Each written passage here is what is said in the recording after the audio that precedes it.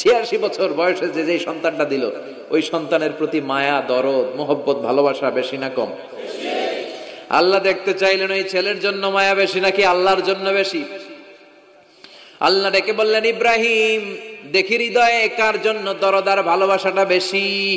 যাও, আমার সন্তুষ্টির জন্য 86 বছর বয়সে পাওয়া কলিজার টুকরা দুধের বাচ্চা ইসমাইলকে জবাই করে আমার খুশি অর্জন করো। জবাই করো, স্যাক্রিফাইস করো, আমার জন্য উৎসর্গ করো। এরপর ওনার ছেলের সাথে কি বললেন, আছে না নাই? ফালাম্মা বালাগা মাআহু সাইয়া ক্বালা ইয়া বুনাইয়া ইন্নী আরা ফিল মানামি আন্নী আযবাহুক ফানজুর মাযা তারা। দুধের বাচ্চা ছোট্ট ইসমাইল ডেকে বলে, ও ইসমাইল, আমি স্বপ্নে দেখেছি আমি তোমারে জবাই করছি, এখন কি করব? কি বাবা, কি ছেলে? ইন্নী আরা ফিল মানামি আন্নী আযবাহুক ফানজুর মাযা তারা। ইসমাইল, স্বপ্নে দেখেছি তোমারে জবাই করতেছি, কি করব কও?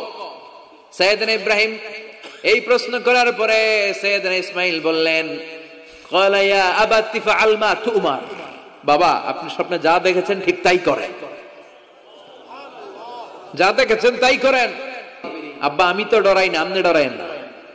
আমি ভয় পাই নাই, আমি ভয় আছে, আপনি ভয় পান কিনা? আল্লাহু আকবার।